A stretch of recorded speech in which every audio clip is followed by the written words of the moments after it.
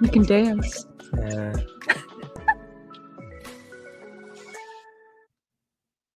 Hello, and welcome to Gabbing It Up.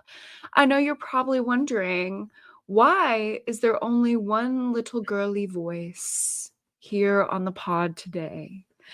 And if you're watching, you're probably wondering, who's this man? This is the girly I'm pod. daijah. Daijah is now a white man. No. Daijah was having some internet issues. So today's episode, we have an emergency special guest. This is my husband, Cameron, who ever so kindly is filling in today. We're going to be talking about book to movie adaptations or book to TV show adaptations. So I know Totally read so many books before. Okay, Cameron's not going to give the book perspective. He'll be the viewer's perspective. So if I'm saying something and you're like, no, that's some reader shit.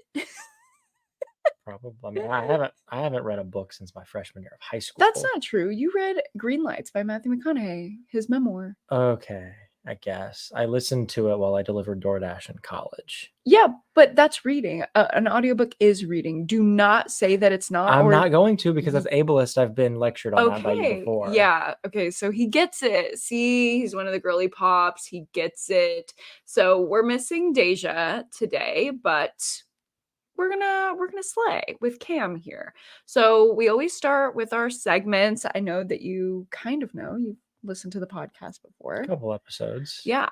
So we start out with our personal updates. I was going to update Daijah on like things that you probably already know about, but I will update the people and you can update the people. So my number one biggest thing that I've been feeling this week is so confident about my job and my clients. My clients are just like slaying the boots. I was talking, I think a couple weeks ago, about my like somatic training that I did, and it's just going really well. I mean, like, you saw me freaking out last night from joy because I just had such a good session. So yeah, how are you feeling about work? Your work with the babies of the world? There's supposed to be like a chat on this, right? Where they can like leave comments and things. Yes. If they have questions, then I'll answer their questions, but it's not an interaction like a live stream. So actually, Marketing King, if you guys are not aware, if you're not watching our faces right now, or maybe you're watching our faces right now and you're wishing that you could watch us live, we have a new top tier on our Patreon for $5 a month where you can join the live stream and watch us live. It's not like a reading sprint where we're going to be having a conversation, because this is still a podcast, but if there's any input from the chat, we'll always consider it in our conversation. Got it. Because I was going to say, for update on work, that anyone who's ever been a 7th grader in the American public education system needs to drop the word sorry in the chat. Just go ahead and apologize right now. Love my job. Love the kids, but kids need to grow up. That's it. Kids need to grow up, and that's it. I'm sure every teacher out there can heavily identify with that. April is going to be a long month. April's going to be a fun month. It's spring. It's going to be a fun month, but it's a long month because the kids don't want to be there. There's no spring break. There's no summer. Yeah, it's like 4.5 straight weeks with no like holiday 4-day week type thing. And they've also been in school for like the whole year now, so they're ready to go. I'm ready for them to go. I'm ready for them to go. Rest in peace to the 7th grade class of 2024. They're you don't know what their high school class is? No, it's gonna scare me. They're the class of 2029. Nope, that seems like the future. That seems like 1984. The class of 2030 in August officially entered middle school. God. That sounds fake. No, it's real. That's crazy. They terrorize me every day, and they live in my nightmares. Well, it'll be a fun month for me in April because I am hosting a readathon. I'm hosting a spring-themed readathon on my Patreon, which you will not be joining in. If Daijah was here, she might share her TBR, but it's really fun. I love hosting readathons, and I'm doing quarterly readathons now on my Patreon. I actually stole that idea from Daijah. So, do you know what a readathon is? It's like a marathon, but for reading. Kind of like, You read a you book. It's like know, a theme to it, and yeah, you read books on theme. but you know how like I've told you about prompts, like reading prompts. Yeah, I guess. So we're doing a bingo board readathon. Have you ever heard of that before? The big game bingo, and how you like Yeah, you so like get like a bingo. I'm gonna show 'em my bingo board for my readathon, and I'll show the people of They can totally Patreon see that that. I can bet view they it. can read that. Well, I don't want them to see the specific prompts because if you're not a Uh, part of my book club, you don't get to participate. But just like for an example, I just showed the bingo board. Screenshot, enlarge, Okay, enhance. hacking the system to participate in a spring thriller Please readathon. don't. Please pay for her Patreon.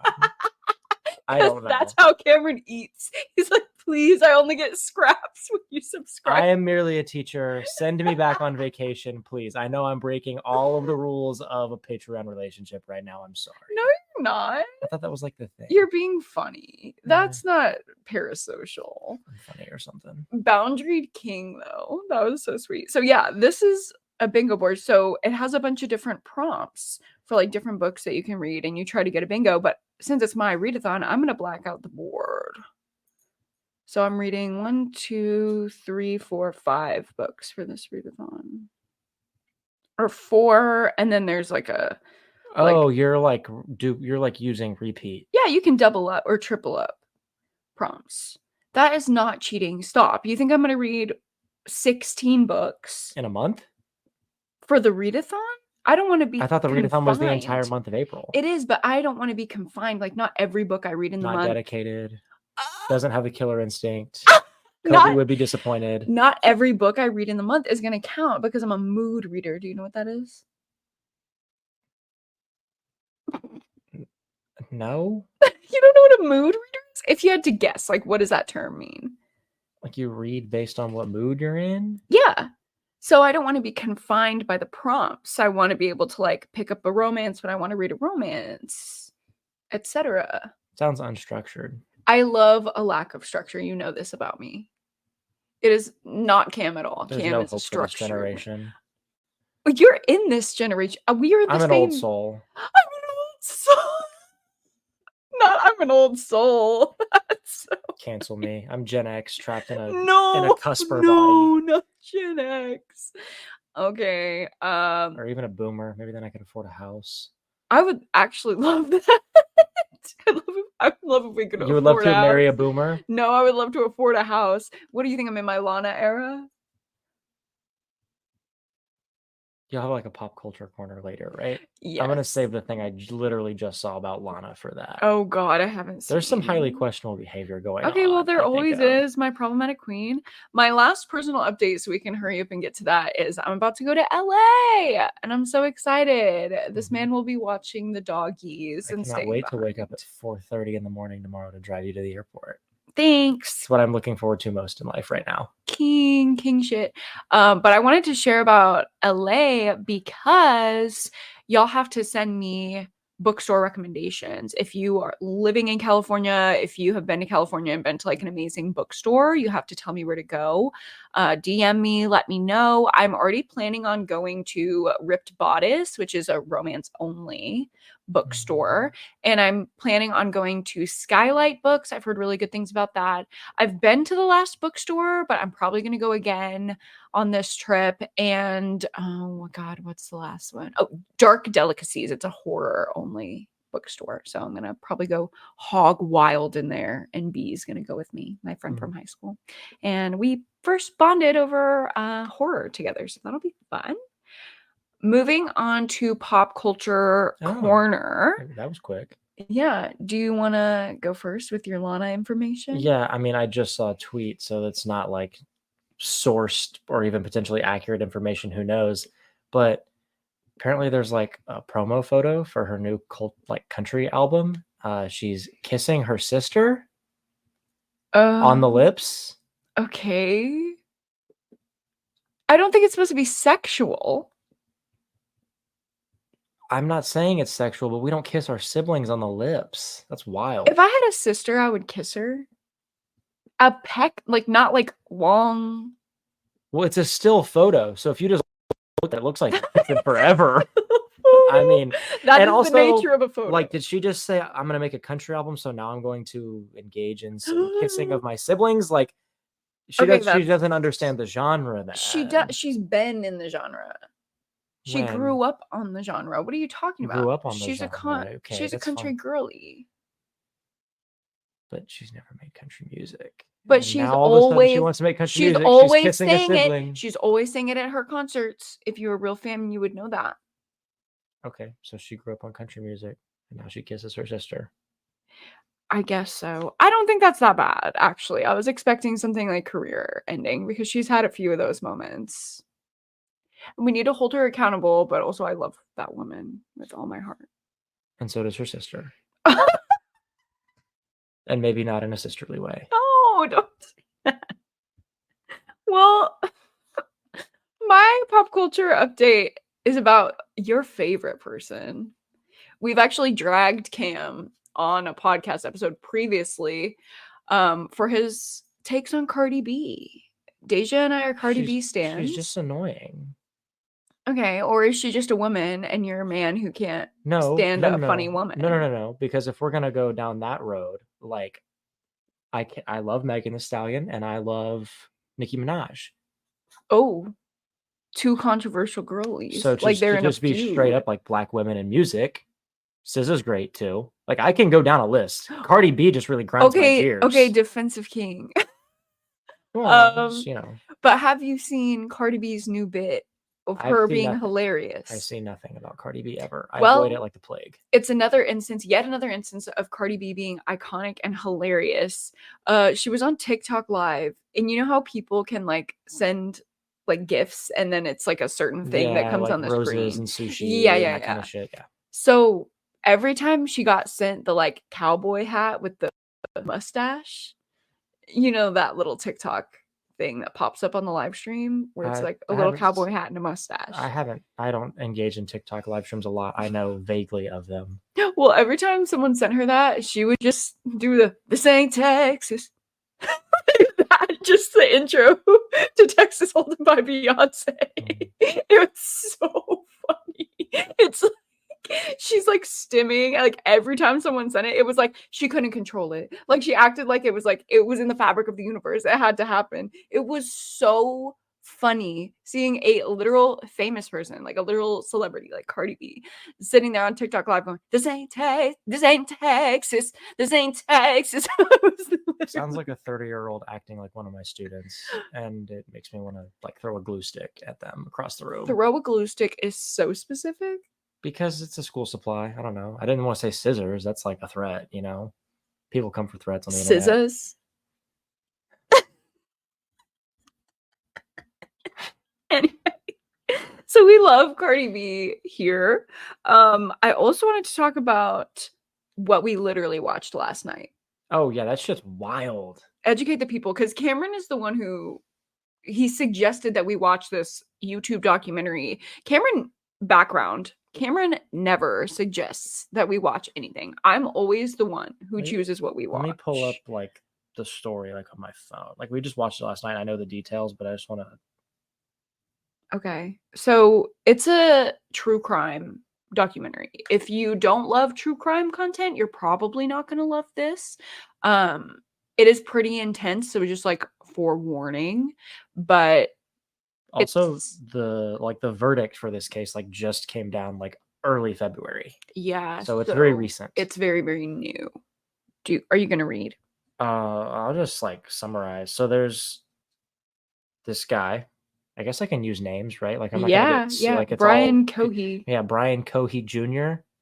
Was 19 years old. Yep. Still lived with his parents. Was diagnosed autistic. I don't think we need to share a diagnosis, actually. Well, it's all public information, though. I know, but if you're talking about someone who's a killer and you include a diagnosis, that's like inherently stigmatizing the diagnosis. Well, it very much characterizes why he did what he did and like the way he behaved. I don't actually believe that. I believe the antisocial aspects of his personality characterizes why he committed the crimes. I don't think it had anything to do with ADHD, autism, neurodivergence. Like, that's fine. And there are plenty of people who operate on neurodivergence, including Correct. yourself, who Correct. would Okay. never murder someone.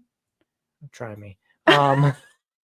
Anyways, 19-year-old lived with his family and just had a dark side about him and went out for a drive looking to kill someone, specifically like a homeless person, because society wouldn't like miss them, were his words, not mine.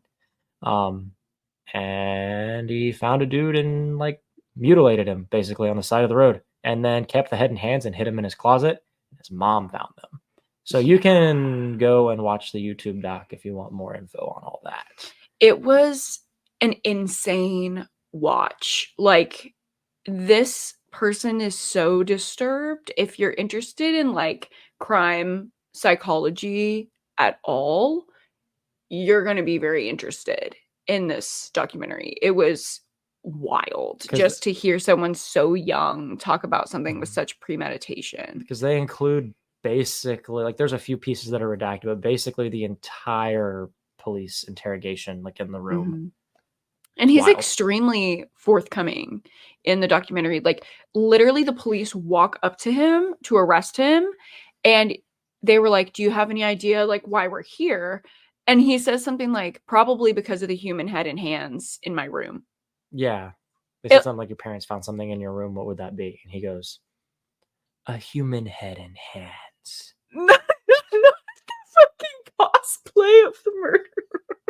Speaking of cosplay of the murder, he's in the interrogation room, like reenacting it and like giggling and laughing the whole time. You just got to watch the documentary. He also committed the murder while wearing a Michael Myers costume. Like, this kid was severely disturbed. So, watch at your own risk, but I just had to talk about it. Also, I know that we're talking about this in Pop Culture Corner. This is true crime, not pop culture. I think we all know that.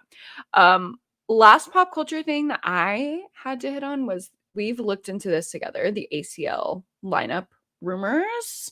If we have any festival rats out there, any girly pops who like festivals, I love festivals. How do you feel about festivals? I'm only going to go if it's like a good lineup. And honestly, at this point in my life, it's probably just going to be a day of the festival, not the whole thing. And it's going to be for one person that I really want to see. And I'm going to camp out, be at the very front, see them. And it's more like a concert day than a whole hoopla. I don't have it in me anymore for the hoopla. I don't have it in me anymore for the hoopla. Is this what happens when you turn 26? You just lose the hoopla? My frontal cortex like snapped, and I just don't have hoopla in me anymore. So funny. Well, Lana's rumored, Post Malone's rumored, so I'm very, very excited about that. Our next segment here is the squish of the week. So usually Daijah would share these with each other, but I've selected mine. That was gonna be mine. Pick another one. I got a funny reason for it. Stop. I literally, look, babe, I wrote down that one on my squish of the week. Okay, well, it's mine now. I cannot believe you just took, can we share it? Since it has a certain, our squish. It's our squish, and it has a certain quality about it that lends itself to being shared. But I love both of these things that it is. Yeah. So let's reveal. Whoa. Okay. Do your reveal. Introduce the squish that you've chosen. What are you doing? Oh my god, if you're not watching the video version of this podcast, you literally need to right now, because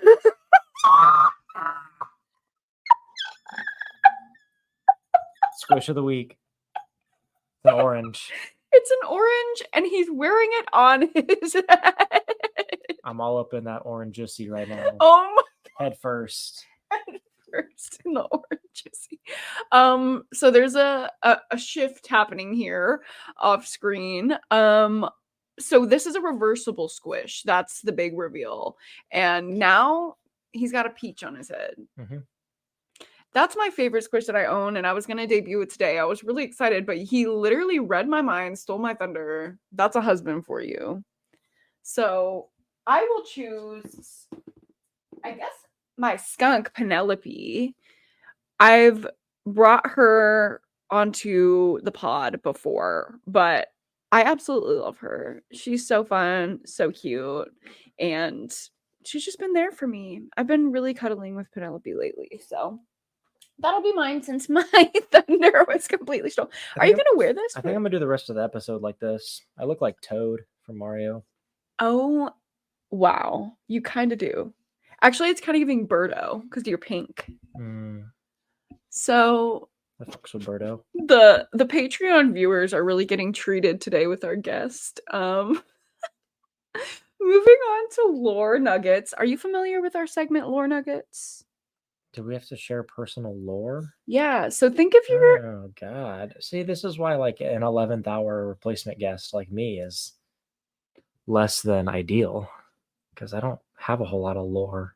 You have so much cam lore. So think of a nugget and I'll share mine with the people. You probably already know this. I wanted to share how I got into horror, which I think daijah and I are going to do an entire episode about why we love horror, horror books, horror movies, how we got into it as a child. So I'll just kind of tease that a little bit with my lore nugget today. I attended a sleepover for one of my childhood, like really close friends, and I knew her through church. She was always like the little innocent girl. Like, I just would never think that she would like a horror movie.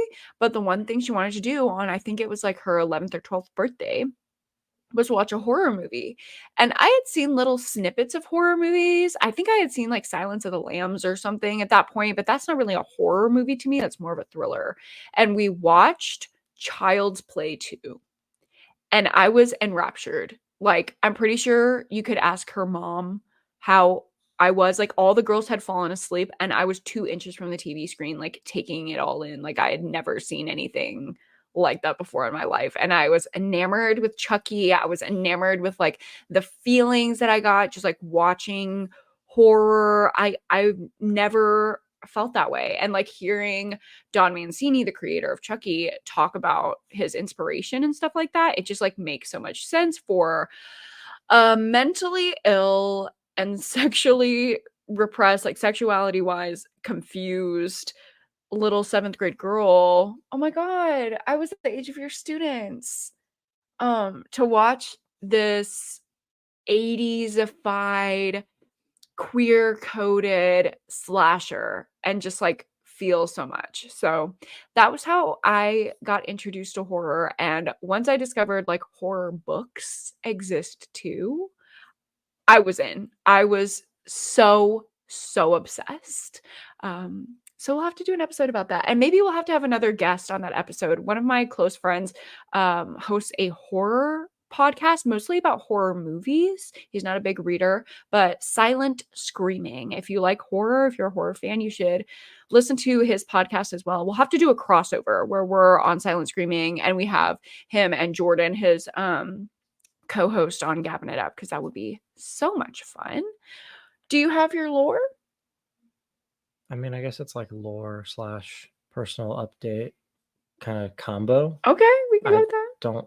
I don't have a lot of words about it. I like to play basketball, and the next Friday is my school's annual staff student game. And last year I scored 33 points, most ever by a staff member, I think, in school history. Ooh, casual flex. So we got that going next Friday. Been playing with all the other staff for like a couple months now, getting ready for it. Mm-hmm. And we're going to beat the 8th graders by probably like 50 points. So Cameron's lore is basically, hi, I'm Tway, and I have a basketball game tomorrow. I'm a point guard. I got shoe game. I really don't have shoe game because I can't afford shoes because I'm a teacher. So subscribe to the Patreon and I'll buy a pair of shoes for his basketball game. Nah. No, that's good lore. He was like, you were good at basketball in high school. You just didn't pursue it. Like further. Yeah.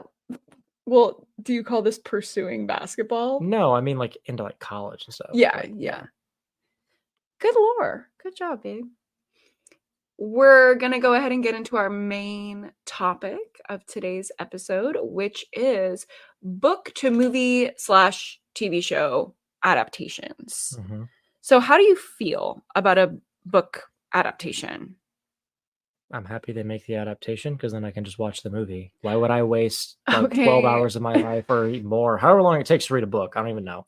Felt like years when I was reading books. Why would I waste that amount of time when I can sit down and get the same story with visuals in 2 hours or less? I mean, I guess you can be the arguer on the side of the movie. I'll just play devil's advocate here for a minute, guys. Because for me, like, when I'm reading, the visuals in my head could never compare to, like, CGI or, like, what they have on a screen. Like, my imagination is so much more detailed and resonant with, like, my emotions that a book is just so much more well suited to me, especially if the storytelling is so good and emotion inspiring. I don't have much of an imagination. I'm a very literal person. I honestly, I think reading doesn't appeal to you because of your neurodivergence and, like, attention. Just get to the point, people. Like, what are Get we to the doing? Cut point, the fluff. people. Well, even though I'm more of a reader for sure, I still love book to movie adaptations and, like, TV show adaptations. I think most of the time do it a little bit better because you get, like, more time. The timeline is more similar to, like, a book. Like, you have the hours to really get in there. And I'm obsessed really with analyzing the adaptations, whether they're good or bad, because I just think it's interesting how emotion and character development that is, like, so deep and so stretched out, so, like, gone into in a book is translated into film. I think that's so interesting, and I'm wondering maybe if some movies didn't resonate with you, like, how maybe they could have done that better, like, what directing choices or what acting choices went into that. Maybe you would have liked the book, but it was the choices in the film that, like, took away that potential, you know what I mean? Because, I like, don't know. books are so I like a personal. lot of movies. I You really do like a lot of like. movies. I'll sit down and just watch a movie. I don't really have movies that I love. There's not really movies that I hate. You know what I hate? I hate when they don't like tie the bows up. A cliffhanger can get fucked. Like, get out of here with your cliffhangers. Fall off the cliff. I love an open ending. I love that. I mean, people who watch my YouTube channel know I love an open ending because you can be creative. You can, like, make your I need own. answers. I need to know what Yes. happened. I didn't sit here for 2 hours, or in the case of a book, reading for multiple days to not know what happened. I mean, I'm sure Why there did are you get me some interested in something to not finish it off? I'm sure there are some people who would really agree with you, and they're, like, clapping their hands as they're Yeah, listening. filmmakers and authors out there, quit edging us. Finish the job. That's so funny. That's actually a good way to put it, but maybe I just like that. Oh, maybe we shouldn't have my husband on the podcast. We're gonna get back to book to movie adaptations, talking about good signs. Okay, what Stop factor? signs, yield signs. These are all good signs that Okay, help the world all function. right. What are the good signs, good factors, if you will, that tell you a adaptation will be good? I mean, I feel like there has to be some connecting piece to the book, and I never read Yeah. the books, so I don't really know. I'm gonna cancel for this. The only book to movie adaptations that I've actually like read the books for, Hunger Games, and I hated the movie actually. And then obviously Harry Potter. So Why is it? That's not cancelable. Everyone has read those books, and a lot of people love them, so that's fine. yeah, but I just think the deciding factor for me, like the ultimate deciding factor, is if the author is directly involved with the production. Like, if they're heavily influencing production choices, casting, etc., I think that makes a good adaptation. And I think this piece is related, but if it stays true to the story with not a lot of, like, plot points altered, like, I get some things have to be cut for time for a film, but I think if you stay true to the really important pieces of the story, which usually happens if an author is involved, then it makes a good adaptation. I was and am still firmly in the camp that a film to movie adaptation could be 12, 18 hours long, and I would sit there and watch all of it if you just literally copy pasted the book onto a script and let them act it out and read everything and really like thoroughly took the time to make the movie. So like Game of Thrones. Never seen it. I haven't either, but Game of Thrones is a book series. But now it's like seasons and seasons and seasons of this very highly produced show. So you would probably love that. Maybe, ooh. I would have to read Game of Thrones and then watch it to do this. I don't Probably. think you do, because you didn't do that with like Divergent. You watch those movies, Twilight. I think we can do but it. those are just like I watched Divergent to what's the lead actress's name in that? Shailene Woodley. I watched that kind of like to make fun of her because I watched her in Secret Life of the American Teenager back in the day. Not and I just to make like fun of women. I just like to meme her because of my association with that show from my childhood and like the stupid show that was. And then what was the other one you mentioned? Twilight? Oh, Twilight just is a meme. Twilight is kind of a meme. I actually watched all the Twilight movies for the first time on my Patreon at the end of last year, and it was so much fun. So we'll talk about each specific series that you're bringing up Twilight, a little bit later. To me, feels like PG 50 Shades of Grey and Add Vampires. I actually agree with that. Also, we have another special guest here. If you're watching, Miss Boba just jumped up on cam. She's like sick that her parents are doing something and she can't be a part of it. So here's Boba. You can hear her snuffling in the mic. I don't know. Do you have anything to say, Miss Ma'am? Can we go knock on the door so she howls? No. Sometimes, you can capture a lot with just an expression. And you don't get Boba's impact if you're not watching. So the last factor for me that feels like it's a good sign of a good adaptation is if the characters feel the same. I don't think the characters have to look the same. I'm actually very much an advocate for more diverse casting, if it feels appropriate for the content of the book. But if the characters feel the same as the function that they did and like played in the book, I really appreciate that. I'm more in the camp of more diverse writing so that you can then accurately cast. Well, yeah, that's the systemic issue, yes.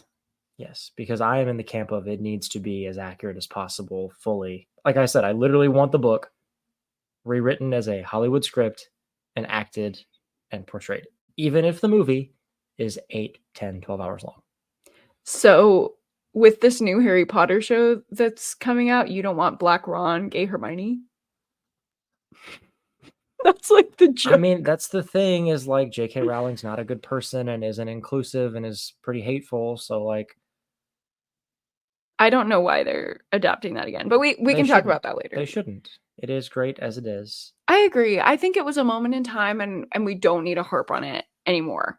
But what about the bad signs? Like what will tell you that an adaptation's going to be bad? If it has the title Hunger Games in front of it. Okay. Except for Ballad of Songbirds and Snakes. I like that one. Even though I didn't read the book. I just like that as a movie. Yes. How did you feel about that book to movie? We'll get to that when we talk about like specific stuff. But for me as a reader, if I already gave a book like 2 to 3 stars, I'm probably not going to love the movie. Like if the basic story structure is the same as a book that I already didn't enjoy, there's not much that a film can do to redeem it. So like I pretty much know I'm not going to like it. I did have hope for Leave the World Behind because I think when I read that horror book, a lot of the things that bothered me were like pacing issues, and the pacing is inherently going to be a little bit quicker with a film. But I still kind of felt lukewarm about it. I think I gave it 3 stars on Letterboxd. I gave the book 2 stars. And Dark Harvest, I felt similarly. It was just an issue with the actual like plotting of it. I was very confused. I watched Dark Harvest. I don't know if you watched that with me. We watched it for Happy Halloween 2023. But it's based on a horror book. Not if it's in the fall, just because how busy I am. I probably didn't. It was the Pumpkinhead slasher. Not the peach head slasher, which is what you are right now. Have you ever seen that guy and me in the same room? Well, I gave that book 3.5, and I think I gave the movie 3. So it just kind of tracks for me in that way. But kind of in the other direction, so I guess this is kind of like inconsistent a little bit, but if one of the books that is like my favorite of all time, like book taste defining books that is a 5-star gets adapted, I feel like I'm actually less apt to enjoy it. I feel like it's just more high stakes, there's a high bar. So I might not like it as much, even if the acting choices and the directing choices are good, because if it doesn't match up to exactly what's in my head as I was reading, I'm probably not going to like it because I have an emotional attachment to that. Wasn't one of the newest episodes in the new season of Black Mirror based on Pretty Girls? Or No, I just was watching it and I told you, like, oh my God, this is literally the plot of Pretty Girls. yeah, so that's not like a direct, but like you I still love that episode. Yeah, but I liked it. I was able to like it because of the similarities to Pretty Girls. If the Pretty Girls movie came out, I would be really nervous for that. I would literally have to like piss myself in the theater. Like, I don't think I could handle it. I don't know how that tracks, but anyways. That would be an involuntary response. But a good example of this is Grady Hendrix, my king. That's an author. Yeah. So he wrote a few books that I've given 5 stars. How to Sell a Haunted House, which was my best book of 2023. And My Best Friend's Exorcism, which is like an 80s ghosty, campy horror vibe between two best friends. I gave the adaptation 2 stars because it just didn't match up in any way, form, or fashion. I was so let down by that adaptation. Was he involved? I don't know actually how involved he was. He actually didn't promote it that much. So you know what? Maybe that tracks. Maybe he wasn't as involved. He just got his coin and left. Would not surprise me that a man would do that. But really nothing a man does will surprise me unless it's you, because you have a different peach on my head. You have a peach on your head, but you also have a golden heart to me. The last factor that I think is like a bad sign is if I did not picture the characters to be similar to the actors that were cast, I'm gonna have an issue. And I don't mean no. You literally just said. No. You literally just said. I don't mean Black Ron, gay Hermione. I don't mean that. I want more diversity. I think, like, what I'm thinking of... Hold on, pause. If Hermione is gay and Ron is black, does that mean that Ron is also trans because Ron and Hermione are married? We're not going to get into Ron this. Is a black trans woman? We're not going to get into this right now. You're going to get us canceled. It's the only logical way that goes, though, right? Because maybe... have you ever heard of bisexuality? Boom! Vine boom! Okay, well, you just said gay. I'm just kidding. Like, it's just a thing to say. No, when I wrote that down for this episode, it was because I was thinking of ACOTAR.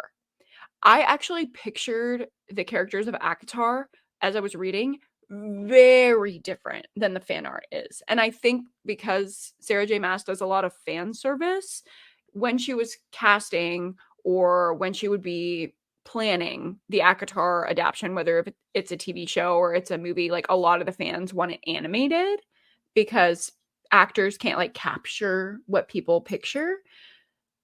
I would never picture it animated, and I never pictured it anything like the fan art. Like, I just had a very different... I literally pictured Rhys-Sand as Lil Huddy. Okay? Like, most people would picture him as like Dylan O'Brien. They're not going to give me my emo voice. You lost me at ACOTAR. Yeah, I know. Literally almost... You said ACOTAR. I literally almost said The Last Airbender. Crossover of the century, honestly. Appa yip yip. Appa yip yip. More like Feyre yip yip. You don't get it. There's like loading music in my head. Jeopardy music. He's buffering. Dial-up tones. So next up, we're going to talk about which adaptations are the best. Like, which ones are worth the watch. If you've already read it or if you haven't, what comes to mind immediately for you? I mean, I'm just so basic. The Say only your basics the today. only film to movie adaptations that come to mind to me that are good are the Harry Potter series, and I literally watch it like 4 times a year. Yeah, you are giving very much millennial in that way. He loves the Harry Potter movies. For me, and we'll see if you agree with these. Bird Box. That was a book. Yeah. Yeah, that movie goes hard. See, I feel like if you can't tell that it's an adaptation, it's a more effective adaptation. Sandra Bullock slays, except for the fact that, unbeknownst to her, she portrayed a terrible woman in The Blind Side. And made her sympathetic. Mm-hmm. The Blind Side is also an adaptation. I mean, it's an adaptation of real life. But it was based on a memoir. Yeah, and the memoir is based on Real the life. But like story. when a memoir is adapted, it's based on the memoir, not the person's life. Yep, and Michael That's Orr didn't why see a fucking dime. exactly. That's why perspective matters so much. And also the movie sucks too. Like, whatever. Movie's bad. So Blindside's terrible. They showed it way too many times in middle and high school whenever we had like free day. Sandra has one slay and one flop under her belt for adaptations. Knock at the Cabin, which Never saw it. I saw last year. Yeah, Cameron has not seen, is the movie version of Paul Tremblay's Cabin at the End of the World. And I have a controversial take on this one. I actually think the movie is better. I loved the book. I gave it 4 stars, but the movie just did something different for me. It like made the story come alive, and I gave 5 stars. 5 stars? Why are you laughing? 5 stars to the movie. No, I'm a child. That's why I'm laughing. Why are you laughing? You said come alive. I'm laughing because you said come. You're literally actually insane for that. You spend way too much time around 7th graders. I was like this before I started teaching. Yeah, that's real, actually. Luckiest Girl Alive is based on a thriller by Jessica Knoll, one of the ultimate top thrillers that I could ever recommend. I've recommended it so many times on my channel. It's one of the books that got me into reading thrillers, and now I'm the thriller queen. So like she's an OG. You did watch this one with me. Has oh my god, what's her name? Mila Kunis. Mm-hmm. And it's about feminism. Describe more of the plot. I don't want to give anything away, but it's a woman who's about to get engaged to this asshole. The woman is Mila Kunis. The asshole is the guy from American Horror Story. Evan Peters? No. The creepy, like creepo. I don't know his name, but he's a very recognizable actor. He played a serial killer. Mila Kunis doesn't shower regularly, so I'm kind of out on this. Are you serious? Her and Ashton Kutcher, they're part of like that whole like that their kids don't like wash their legs kind of thing. There's like a whole it's like them, like my king, McConaughey, he's like part of that. That's why people think he kind of smells weird sometimes. Stinky McConaughey. Stinky. Well, I thought Luckiest Girl Alive was an amazing adaptation. I think, why do I keep saying this word? I remember a Mila Kunis movie we watched, but we watched so many movies that like the details are fleeting, and you're trying to not give spoilers. Yeah. I'll tell you after. I'm a spoiler. If I knew it, I would spoil it. Yeah, so don't do that. Spoiler, hardly know her. I also highly recommend The Hating Game. This is also controversial. A lot of people did not like The Hating Game adaptation. It's a comfort movie for me. I absolutely love it. Like, obsessed. It's a romance book. No, you have not seen it. But I bought it. I love it so much. I haven't read it. No, you haven't read it. The Sun is Also a Star is a YA romance. Love it. I think it's so good. It has Charles Melton in it, and it's so cute. It's like an insta love story that happens in a day, so it lends itself really well to the screen. Similar to that, another romance, this one's a show though, is Normal People. I really liked Normal People by Sally Rooney. I gave it 4 stars. The TV show though with Paul Mescal, that's a 5-star right there. Okay, never seen it. I'm gonna expose something about Cameron right now. He literally has said that Paul Mescal is ugly. And people tell him that he looks like Paul Mescal. It's when people told me I look like Paul Mescal. Ew, don't do that. This is now an ASMR podcast. No. Anyways, it's when people told me I look like Paul Mescal and I looked him up, I just thought he was not an attractive man. But my opinion doesn't matter. So if I look like him and y'all think he's hot, good with me. Good with me. That's so funny. I'll just hate myself. It's fine.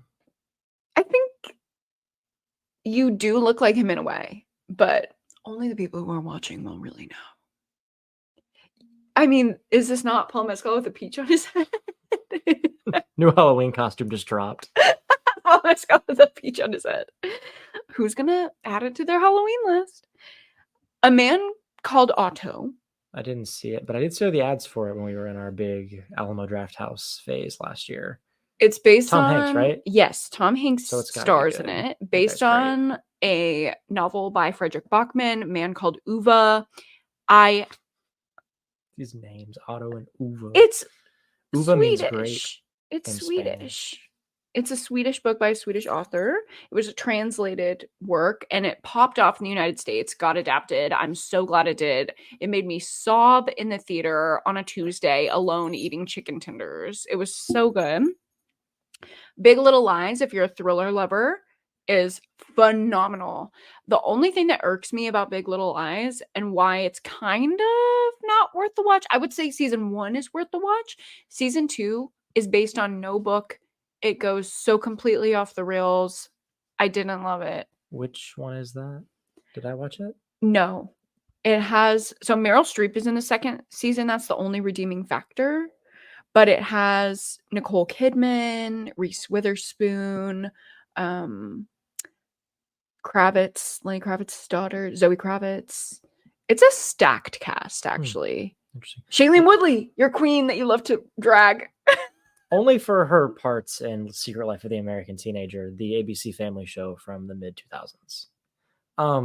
What was that one that we watched? The show where I can say like what the intro scene is, right? Yeah, like, that's not like the shooting in the diner, and then it goes on, it like devolves Oh all down this like rabbit my hole of like their God. mom's past and stuff. I actually don't have this on my list because I didn't love it, but Pieces of Her by Karen Slaughter. You love that show. The show was fantastic. I didn't read the book, obviously, as we've established. I didn't love the book, and I didn't love the show. It tracks at what I said from the beginning. If it's a 3-star book, I'm not going to love How did you not like this? You never told me you didn't like the show. Were you just appeasing me? No, I was saying it's okay.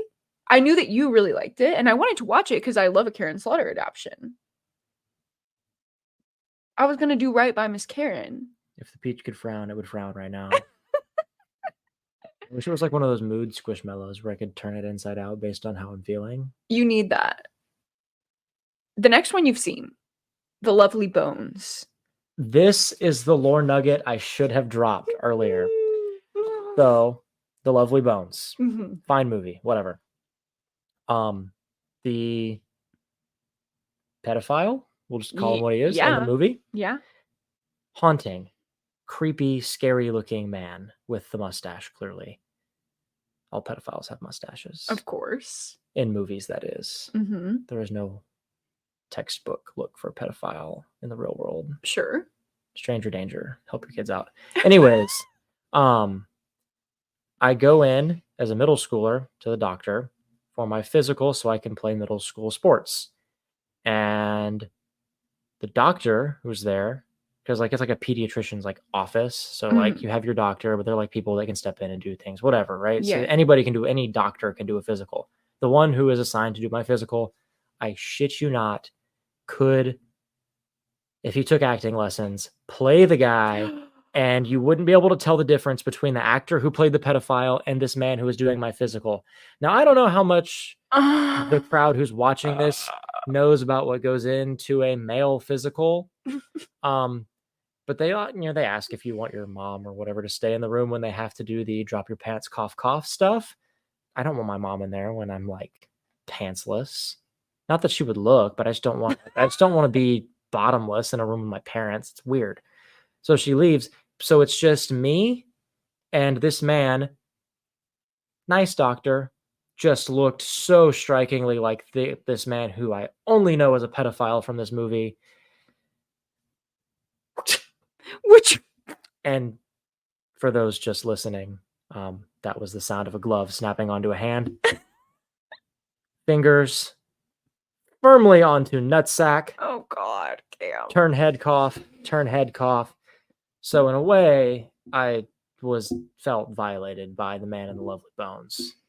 And that's my lore nugget / reason why I despise the lovely bones. You don't like that movie. It is so well done. Because it just reminds me of my middle school physical. I liked the movie, thought it was fine before my middle school physical. Great teaching moments, stranger danger, the whole 9 yards on that. So Cam just has personal trauma. I recommend it. I think it's worth the watch. If you've ever had your physical done by a man with a mustache, don't watch The Lovely Bones. What about Gone Girl? Don't think I've seen it. Okay, well, we need to correct this immediately. We have to watch Gone Girl because it's one of my favorite movies of all time and one of my favorite books of all time. So phenomenal. Rosamund Pike is the slay, the bisexual slay. She is everything to me. The Mist by Stephen King was like me and my brother Johnny's like hyperfixation movie as children. On every like long car ride, we would watch The Mist. I don't know why, but I think the movie is way better than the book. I actually read the book a couple years ago because I was like, oh, I love this movie. And it did not measure up. Maybe it could be the childhood nostalgia, but didn't. It could just be that Stephen King's a weird motherfucker and it comes out in his writing. You know what? Yeah, it's always the misogyny in the writing. And like, I don't know. I obviously I don't read books. I didn't know the stuff about the whole it scene with like the child fucking that happens in that book. That would be, yeah, CSA. That would be, yeah. Okay. Whatever. So yeah, fuck Stephen King. And there we go. Not in the way he would like. Yeah. So which adaptations are skippable? Which ones do you not need to watch, especially if you've already read them? My hot take right here from the top, no movie is skippable. What? Every movie is worth one watch because no matter how bad a movie is, there's some redeeming quality to it. And also when they're that bad, you realize it by like 15, 20 minutes in and then you just laugh. Like it turns from a serious movie into a comedy. Like fucking Unhinged, that movie with what's that actor's name? Oh, I don't know. What is his name? What is his name? I have to know now. Well, while you're looking that up, I will say One True Loves by Taylor Jenkins Reid. The movie was so bad, could not even slightly compare to the emotions I felt while reading the book. I was sobbing while reading the book. Movie did not capture it. I already mentioned Best Friend's Exorcism. You're just going to be really disappointed, especially if you liked the book. What's his name? Russell Crowe. Russell Crowe, yeah. So Unhinged with Russell Crowe, not an adaptation, but you should definitely watch it because it's really fun. In the category of the movie that's like so bad it's good. It's bad, but it's good. It's so bad it's good. Yeah. You're just waiting for the next thing. If any of y'all it's supposed to be a horror thriller and it's a comedy. Y'all have to DM us if you watch it because it's part of our personal lore. It's so good. We show it to everyone. So this one you've seen. It's a show, Behind Her Eyes. Oh, skippable? Because the book, it ruins the twist. The book, that twist is unguessable, unpredictable. It doesn't ruin the twist. I'm just smart. No, because it had an element in the show that made the twist very obvious. You would have never got that from the book. Never. Babe, it doesn't make the twist obvious. I just pick up on like the minutia of things. You think that I'm saying that it's obvious because you guessed it? That's what I think. I think you think less of my intellect sometimes. Not in a bad way. I think you just sometimes I am a bumbling idiot and will admit and own that. But I'm actually very intelligent and pick up on patterns and stuff. And I noticed it, but it took me until like this third or second to last episode to notice it. They're not like in your face about it until like the very end when you're supposed to be picking up on it. Okay. I'll agree with you there, but I think if you've read the book, you don't need to watch the show. Don't read books, watch movies. Okay. My next one's Divergent. I think you can skip all the movies, and I also think that you can skip the third book because it doesn't compare to the first, and really even the second was fine, but the third is a dumpster fire, and the movies are not good. If you want to clown on Shailene Woodley, though, Yeah, watch the then movies. there you go. Oh, here's one you will flame. I'm thinking of ending things. Remember the dancing janitor pig? Oh my god, that's the one with the Jesse Plemons. He was in Friday Night Lights back in the day. That guy. Can this thing move this way? Cameron's struggling with the mic. Anyway. Anyways, terrible, stupid, trying to be like fucking meta and shit, like deeper than it needs to be. There's too much snow. There's too much snow. And like I didn't recognize the actor for like a little bit because like the role he was cast in, I don't know if he was described as being this super big guy in the book, but he gained a bunch of weight for the role and I was confused about that.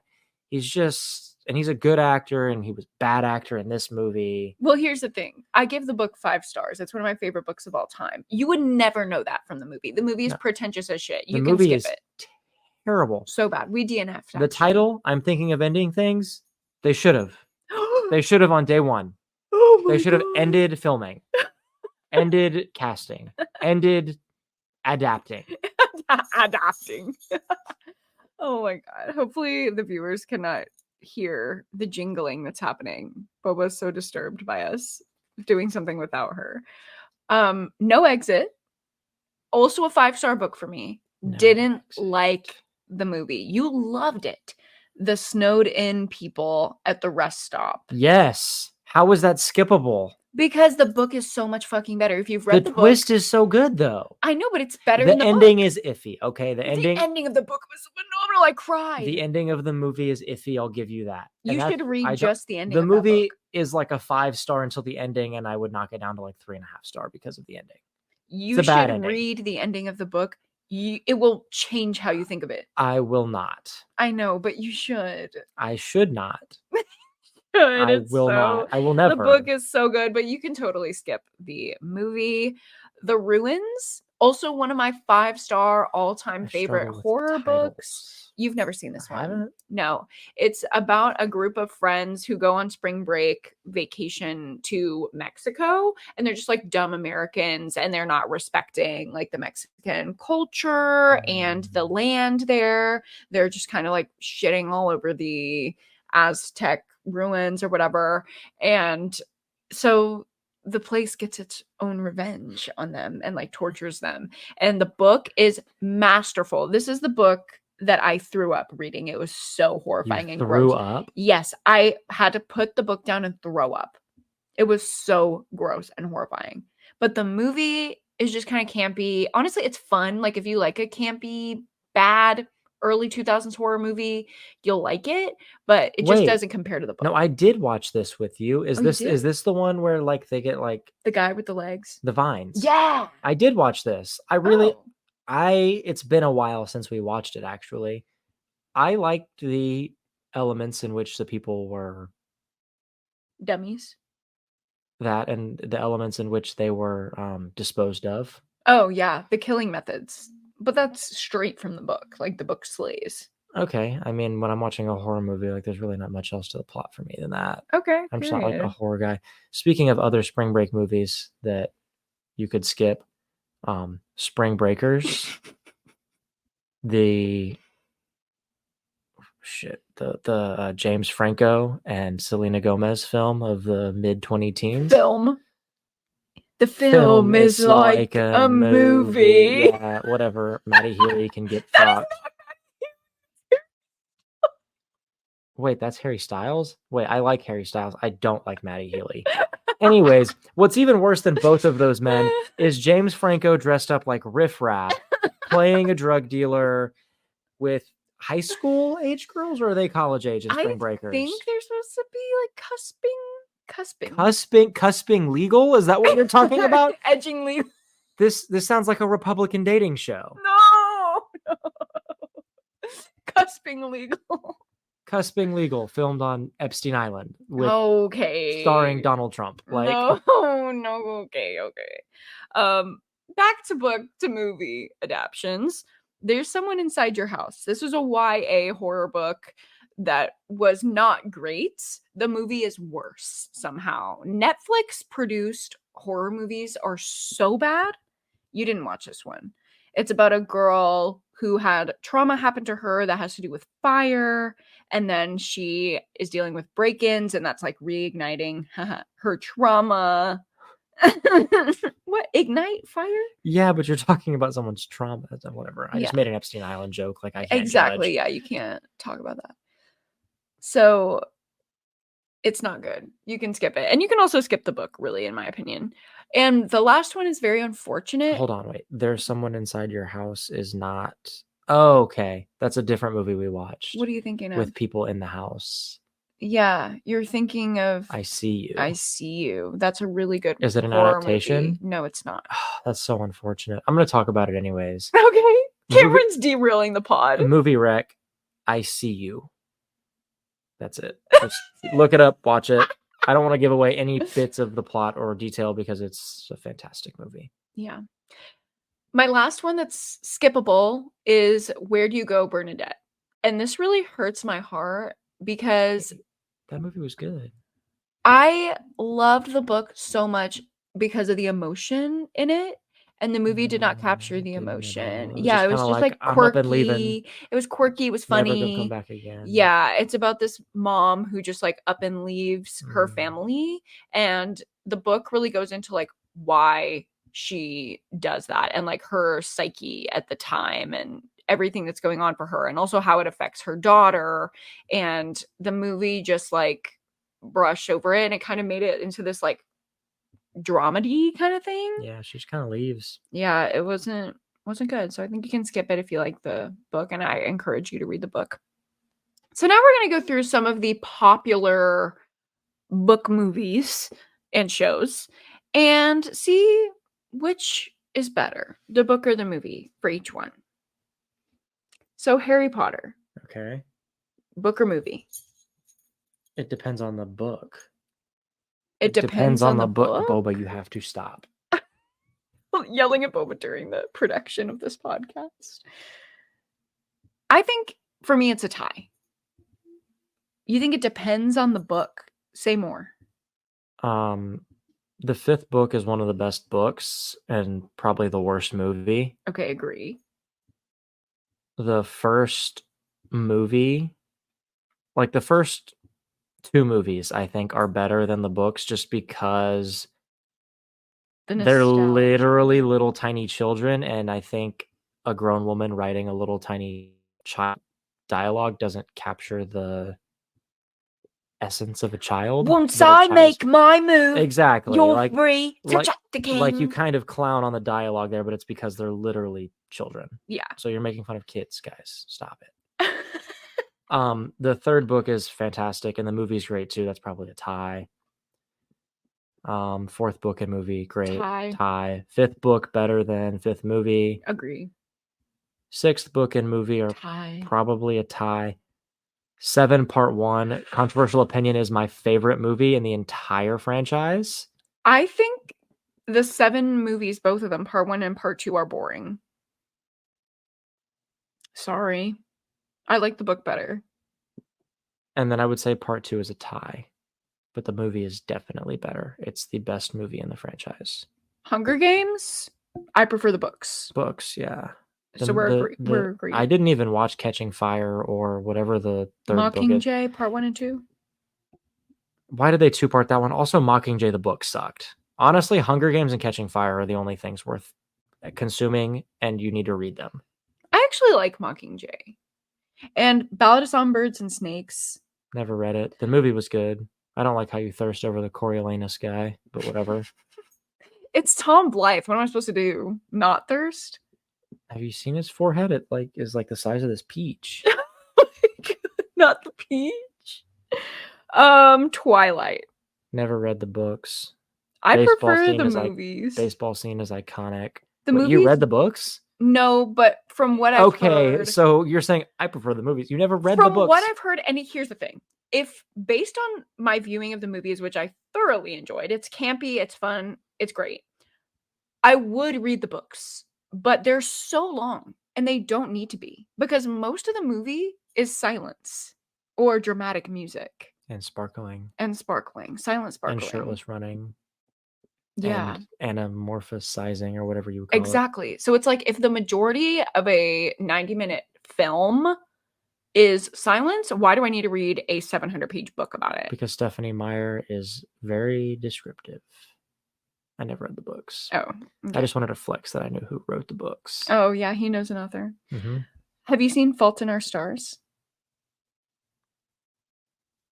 Is that the cigarette thing? Yeah, you put the thing that that movie, can kill you. That movie sucks ass. And again, Shailene fucking Woodley. She is such a bad actress. I so prefer the book. The book defined like my freshman high school experience. I loved the book. And I got to counterbalance this because I don't want the internet to call me a misogynist. Taylor Lautner's a terrible actor. So there we go. I have one bad actress and one bad actor. You can't be Shark Boy, fucking dream. They're terrible. Get him out. For all of the Stephen King universe, I prefer the movies and shows to the books. Even though I love some of the books. Never read a Stephen King book. Watched the movie It. No children had sex. So I'm going to go with the movies. Yeah. The movies cut out the weirdness and get to the fucking point. You don't need to be that verbose, Stephen. To All the Boys I Loved Before. I fell asleep watching the first movie in a hotel room in Chicago. Here's the thing. For that one, I do prefer the books. The movies aren't bad at all, but I think the books are better.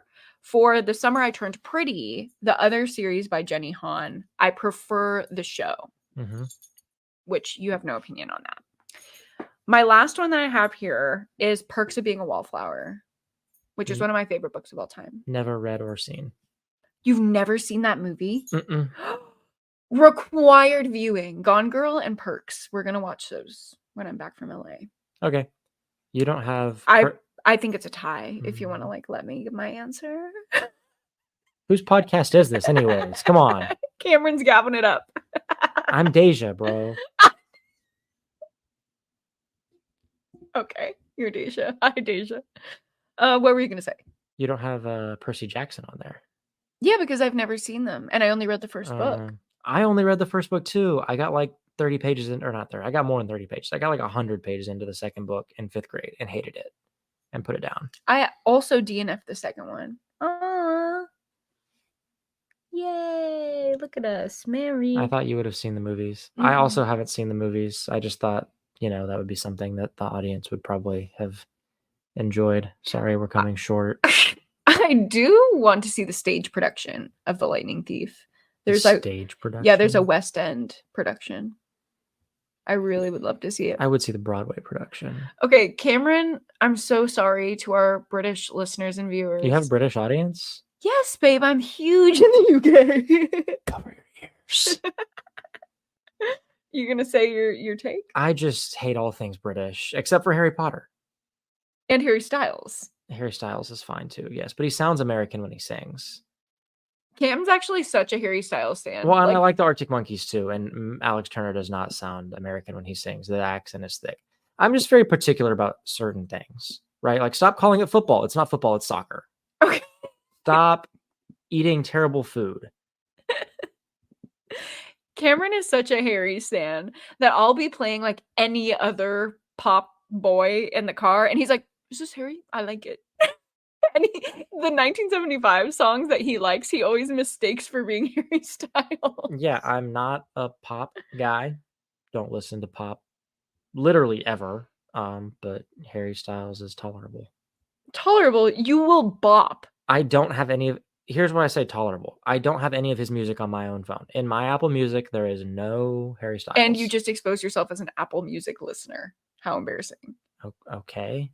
Spotify and the UK are two things I can't stand. More Cam lore unlocked. Our last little segment here for today's episode is what adaptations are we excited for in 2024? Do you know any adaptations? What adaptations are coming out in 2024? Yeah, I'll tell you. Season 3 of Summer I Turned Pretty, which I fucking love that show. It is so beautiful. It is so well done. All the young actors are so good. It's fantastic. So I'll be watching that. I believe it's an Amazon original, so you can watch it on Amazon Prime.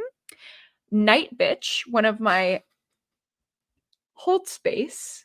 Hold space. Hold space for me. Thank you. Night Bitch, one of my favorite horror books of all time, is becoming a movie.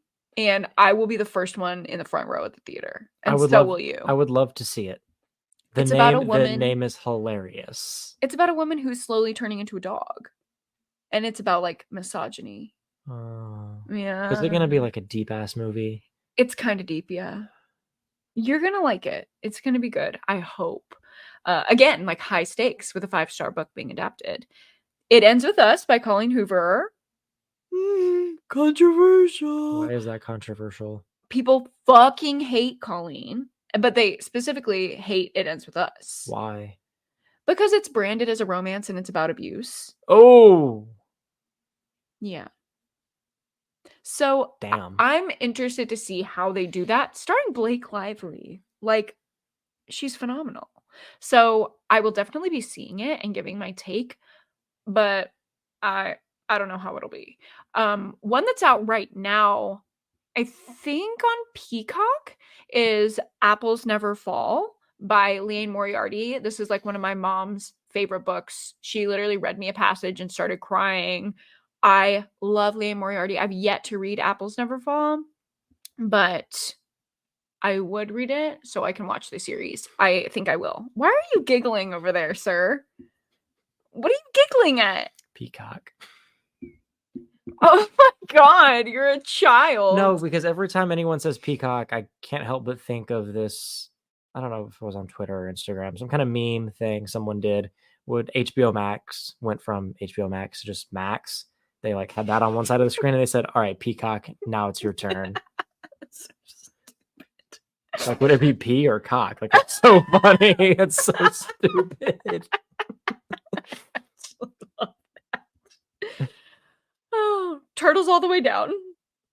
I've heard of the book. John Green, King. Mm-hmm. Yeah, I'm excited for that one. Is he the one. one with cancer or is it his brother, Hank? Hank. Okay.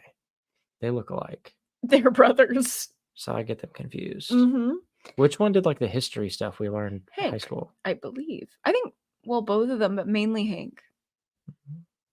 Because John Green, okay, so John Green's mostly the author, right? Yeah. Paper Towns? Yes. The other one with the cancer stuff, Shailene Woodley? Fault in Our Stars. And Looking for Alaska. It's huge. How do you miss it? Oh my god, Alaska's a girl. There's a girl named Alaska, and not the drag queen. Her parents deserve the chair for that. Sorry if you're named Alaska. We have to end this before you get But your parents deserve the chair. No. The last adaptation coming out in 2024 that I'm excited for is Uglies. So Uglies is a series. You probably saw it in middle school. Like all the girly pops were reading it. And it's about like a society that's completely based on looks. Ooh, commentary. It's YA dystopian. I've never read the books.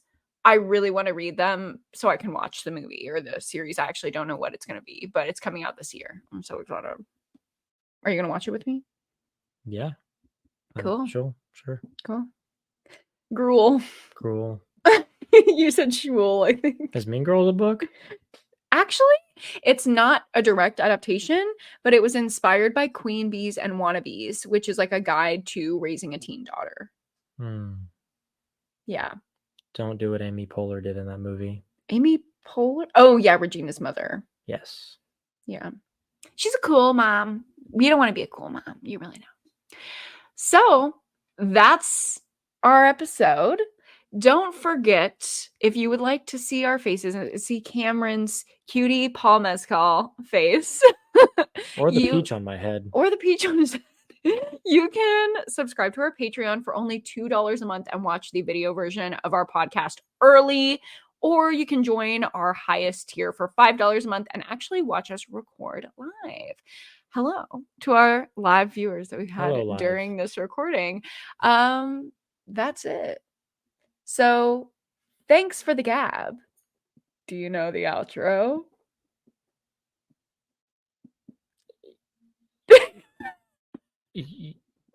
I don't know why what popped into my mind is, you're welcome, bitch. Like, why did I think Daijah would say that? Or you would say that to Daijah? Thanks for the gab. You're welcome, bitch. No, it's thanks for the gab. Don't be drab. And we'll see you next week. Bye. You want to say bye?